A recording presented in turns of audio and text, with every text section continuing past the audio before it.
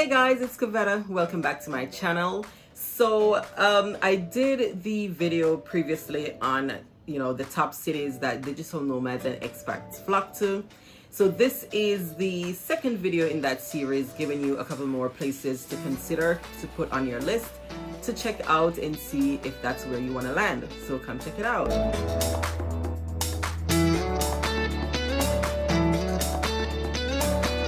Okay, so the first city will be Medellin, Colombia. This is another inexpensive city that, the weather is good, the people are friendly, the food is good. So the internet is good because we have to check those off for a list. So it is somewhere to definitely consider. You can find in a shared villa, again, a private room, private bathroom for around $350. If you want to go somewhere private, for yourself, get an apartment, you're looking $800-900 and up. Of course, there's nothing saying that you can't find for less. Where you're staying, the time of year sometimes that you're going, that's going to affect the cost of everything. You can get a decent meal for around $4 US. Nothing fancy or crazy, but good eats for about $4. Transport, you're looking at bus or the public transportation, you're looking at around 70 cents for a one-way trip. So that's pretty good, and you will find other expats and digital nomads there. So it's going to be somewhere that you have other people like you, so you're able to connect. There are co-working spaces also, and remember I talked about co-working spaces. It's easy to meet people there. Go just to work, to get out of your house and just, be productive, because sometimes it's just not what it is in the house. So definitely put Colombia on your list to go over and see if it is somewhere that checks the boxes, of what you're looking for. The next city will be Buenos Aires, Argentina. That is another amazing city for digital nomads, and that's a big hub where you find a ton of digital nomads doing, ton of different things. Super inexpensive, rich culture, amazing food, amazing people. You can find a private apartment for around $350. If you're looking for more luxurious apartments, you can find something for, say, $1,000 or so. And that's pretty much central. If you want to go out a little bit further, you can go even cheaper. Of course, it depends on what you want to do, where you want to stay.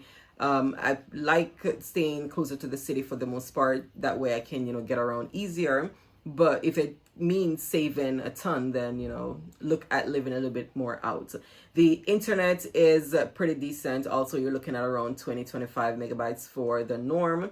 And again, it can be more, it can be a little bit less. So always double check with that. The weather is great for the most part. Food is inexpensive. Eating local, trying the local shops, cooking for yourself. I keep saying eating local and all that and never mentioning cooking for yourself because I'm on this no cook thing. I'm trying to just eat out, okay? I've cooked enough in my lifetime. No, I'm just kidding. But yes, so Argentina is definitely one to put on your list. The culture is rich there. You'll have a ton of things to do to keep you busy, keep you entertained and interested, and of course, get you working, get work done. You do get 90 days visa on arrival, and then you pay about $35 or so, and you can extend it for another 90 days. So keep that in mind when you're thinking about how long you want to stay and moving around. If you're keen on staying in Europe, to hop around the European countries, in and out of the Schengen zone and all that, because that's a thing. Budapest, Hungary is one of the biggest digital nomad hubs, out there. Surprisingly, you wouldn't think of Budapest as a digital nomad hub, but it is, and they are over there. You are looking at about $350 outside of the city center for rent, which is unheard of for, Europe or European countries.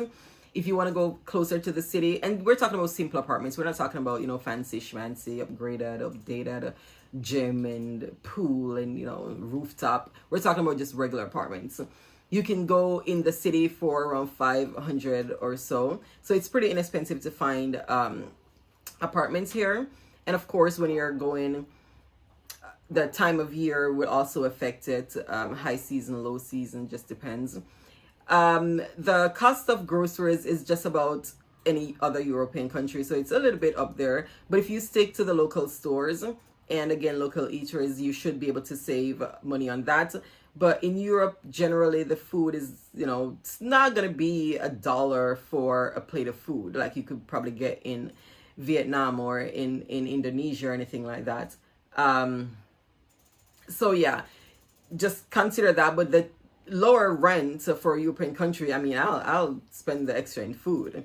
The internet is going to be strong. You're going to get decent coverage there, pretty stable. And of course, again, you're in Europe, so you can just hop, skip, jump for a couple bucks, a couple euros. You can go to another country in Europe and be there in 2, 3, 4 hours, and see Europe like that. So that's one of the perks. And of course, the history and just getting around. There are co-working spaces because, like I said, it is a big hub for digital nomads. So you're going to find decent co-working spaces and spots to go and hang out and get some work done. Another good spot is Tbilisi, Georgia.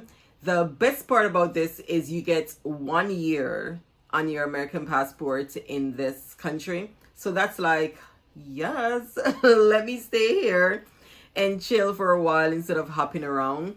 And again, it is in Europe, so it's easy to just hop on a train or a plane, and within a couple hours you are in a whole nother country enjoying, another culture. But it is on my list, and I was thinking of going there before we went to Turkey. And the prices I was seeing for 2-bedroom apartments were about $600 US. So for 1 bedroom and studios, you can go even lower than that. And of course you can go higher. But so you can find places for $400, $500, $600, $700, which is, comfortable, especially for being in Europe. And the internet is pretty stable. Again, food is not too bad. Shopping local, it is, it's not expensive. It's not pricey or anything. It's just not super inexpensive. And you can find co-working spaces, coffee shops where you can work from also. Tons of culture, tons of things to do around the city, exploring other parts of Georgia also. So that is just one of the places that is high on Digital Nomads list. And like I said, it was on my list. I just didn't, it just didn't work out that I went there right now. It is still on my list, so we'll get there eventually because, I'm trying to see everywhere. So I'll get there eventually. It is on my list. So definitely put that to check out to see if it aligns with what you're looking for. Okay, and the last place in this video will be Istanbul, Turkey. We spent 2 months in Istanbul and absolutely fell in love. We all loved Istanbul. I would go back in a heartbeat. I was looking at how to stay longer. I loved it. And while we were on Airbnb and it was, more expensive paying for Airbnb, I was in the Istanbul groups and people were posting apartments for rent. And 6 months, they normally want somebody staying there a little bit longer. We do get 3 months in Istanbul on our tourist visa. So it depends on what you're going for. But I was seeing rent for 4,000, 5,000 Turkish lira, which where it is now, it's 1 US equals 13.77 thereabout Turkish lira. So you're paying under $400 or 400 and change, depending on the price or where it is, for an apartment. So you can find an apartment $500, $600, and it's going to be, renovated, decent, good location and all that.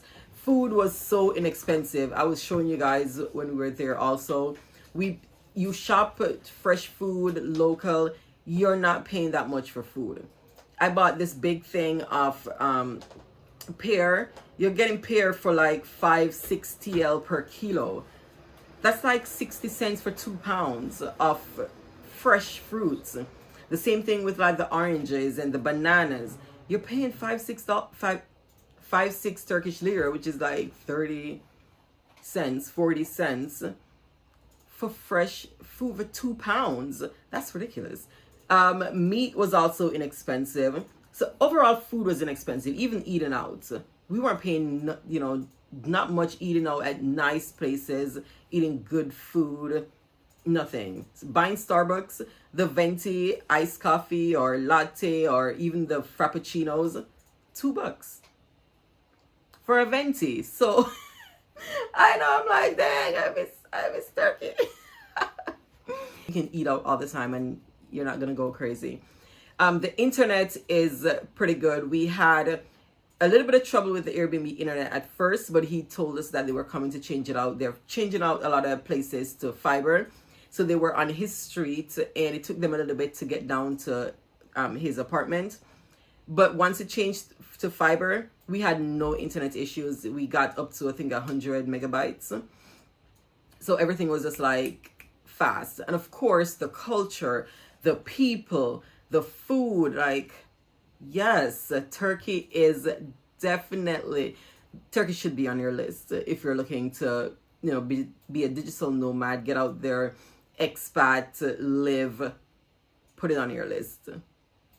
All right, guys, that is it for now. As usual, questions, comments, go ahead, leave them below. I'll get back to you as soon as possible. Hit the like button down here somewhere. Hit the notification bell to stay up to date on our adventures and hit subscribe. We'll see you in the next video. Bye.